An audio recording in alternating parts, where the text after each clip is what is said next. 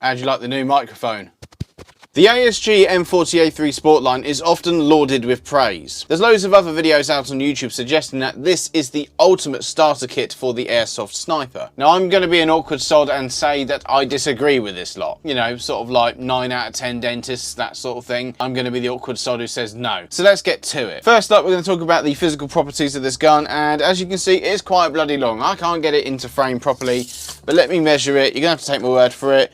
110 centimeters, just under 44 inches. Now I'm not going to weigh it because I've removed several lumps of ballast from inside the gun. I don't know what this stuff is. This isn't lead though, is it? Guess we'll find out in about 5 years. But even out the box, this thing weighs nothing. I reckon it's about 2 and a bit kilograms at max. Now this rifle is built down to a budget. 80 quid in fact. And it was quite surprising to see that the price of these things hasn't really changed that much. Which is quite odd because if you look at any Airsoft website, everything's out of bloody stock. I've got plenty of stock though. FulcrumAirsoft.com and Fulcrum Airsoft on Coles 3D. Thank you for the support, hence the microphone. So costing 80 quid, as you might imagine, this thing, it's not the nicest feeling thing on the planet. But it must be said, it's still pretty bloody solid. It doesn't really creak that much, especially when you consider how much this gun has been apart since I've owned it. And I don't see you busting this thing unless you go out of your way to do so. And it has to be said, I've seen a lot worse things than this for like 3 times the price. Starting at the back, you have removable spacers underneath the butt plate. You have 2 Allen bolts you remove, and then that allows you to remove the spacers, or in fact add some more to space it out or shrink it down as you see fit. You also have an adjustable cheek rest, 4 screws, 2 on each side. Loosen them up, move it up as far as you want or move it down as far as you want, tighten them up and you're good to go. The bolt handle looks like your typical VSR Remington 700 style bolt handle. I'm not sure about the compatibility of bolt handles, so just be aware of that. Unfortunately, if you're left-handed, there is no way of changing this over to the other side, so you're just going to have to get used to that. And your safety is here, and it suffers from the exact same problem that every other VSR 10 style rifle suffers from. I've lost count of the amount of times I've knocked this onto safe while cycling the bolt, only finding out when I'm about to pull the trigger and it won't fire. Out of the box, the bolt cycles very smoothly, although it's slightly different now, but we'll get into that. The magwell is located a few inches from the front of the stock. The magazine release is this little button here, and thankfully ASG have been kind enough to put some little spring-loaded tabs on the inside of the magwell, which actually makes reloading this thing pretty painless. You don't need to put any sodding loops of paracord or glue a magpul onto it to be able to get it out of the bloody gun, and you're not going at it like that trying to get the magazine out whilst you're getting shot at. It just drops out nice and easily. The magazines hold 27 rounds, and I've not had any issues with them. They work perfectly fine. Now your hop adjustment arm should be there, but I hate to admit I lost it. I'm sure the normal hop adjuster works fine, but in my case I decided to TDC it. At the front here you have a small segment of rail for chucking on bipods, foregrips and grenade launchers if you're crazy. And at the front and rear of this gun you also have sling mounts, although they are only on the right side. And I wouldn't swing off them, let's put it that way. Unfortunately on the muzzle end out of the box there is no way of mounting a suppressor on this thing. So I now run with an overbarrel suppressor that I've designed, and that works really well. Now the reason why I bought this was I wanted to use my Sabre HPA system in an airsoft gun that actually worked, rather than the knackered old Bar 10 that I wanted to wrap around the nearest tree. Now I did have to make a battery compartment for the 11-1 that powers the Sabre system. I suppose it would be a bit unfair to moan about the poor battery space in a spring sniper rifle. Just briefly, the Sabre is a 3D printable bolt action HPA system for airsoft sniper rifles. This gives the rifle a very short and easy stroke, but more importantly, when suppressed, the rifle is incredibly quiet.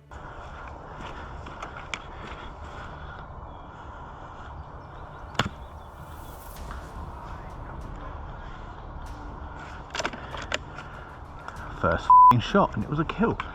And it also reduces the stress on the internals because you're not pulling back a massive spring, it's all air pressure. Now I imagine you're probably bashing your head against the keyboard, frothing at the mouth. But Fulcrum, you can't review a gun that you didn't use stock. How can you come to a bloody conclusion when you immediately pulled it apart and started upgrading it? And that's an argument I would have made in the past as well. You know, the amount of times I've heard people grumbling about a gun and then you find out that the first thing they did was take it apart and completely ruin it, and that somehow was the fault of the manufacturer.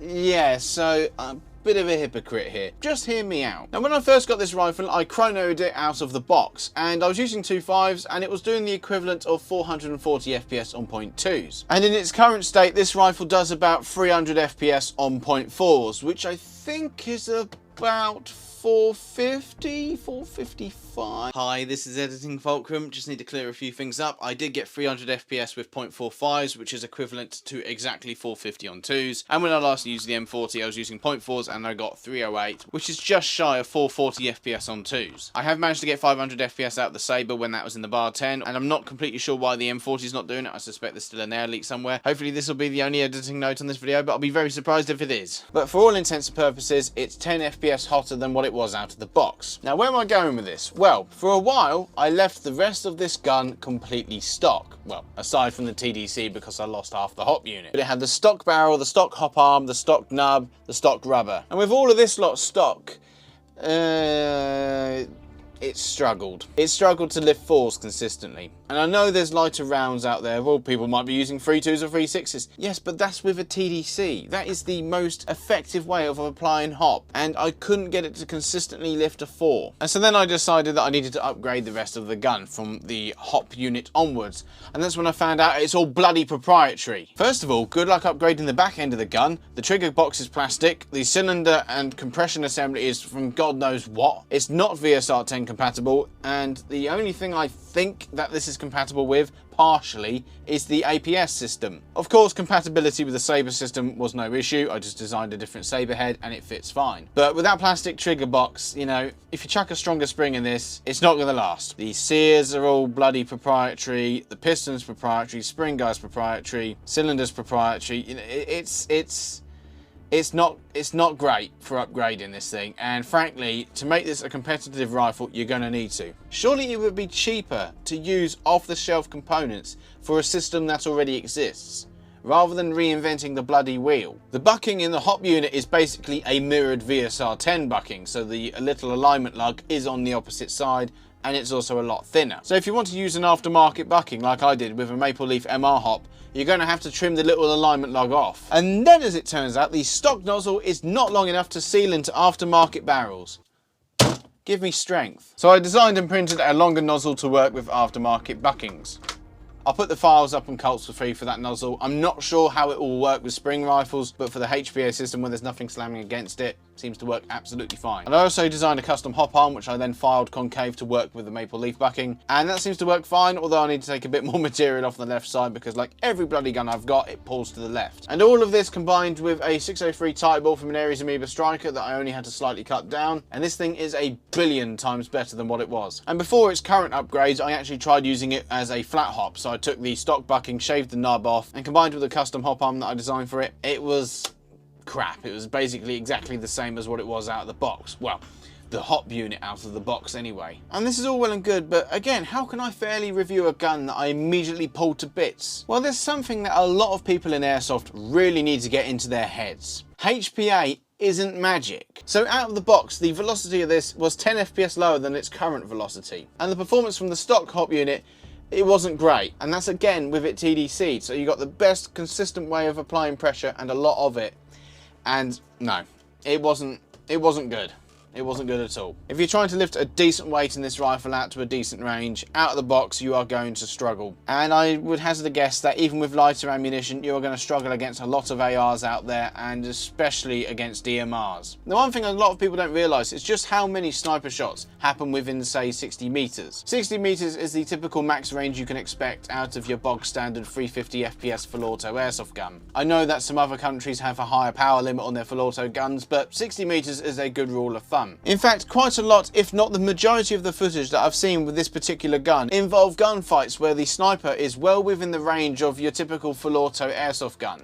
Now, the reviewers aren't doing this deliberately, but it must be said that this can be somewhat misleading. But if you're engaging targets within 60 metres and you want to run around quickscoping, then you can probably stop here. But why would you want to do that? Why? It's not realistic, it's stupid, it's childish. Why? It's not Call of Duty. Why you if you're using a bolt action and you can't outrange the enemy, then you have no advantage whatsoever. The massive benefit of a semi-decent sniper rifle or a DMR is standoff. A sniper is no use at close range. They want to push things out to longer range where they will dominate against people who will have no chance of hitting them with assault rifles. And I'm sorry, but this gun with its hop unit and barrel stock is just not going to do that. But Fulcrum, it's a cheap rifle. It was only 80 £8. What more do you expect? Yes, I know, but budget rifles aren't just about cost. You want value. And the fact of the matter is, this gun will need some work doing to it before it will happily outrange guns firing 100 FPS lower than it. And the proprietary nature of this rifle will make upgrading a non-starter for a lot of people, especially beginners. Now, sniping isn't exactly the most beginner-friendly thing in Airsoft. It's usually something you want to do after you've got a taste for the sport. But if you want my recommendation for a somewhat beginner-friendly Airsoft sniper rifle, I would recommend the Ares Amoeba Striker family. They're TDC'd out the box, very easy to strip down, they've got a tight bore to begin with, they fire at a decent velocity out the box, and Ares even sell upgrade drop-in kits for the cylinder, and the magazines are where they're supposed to be.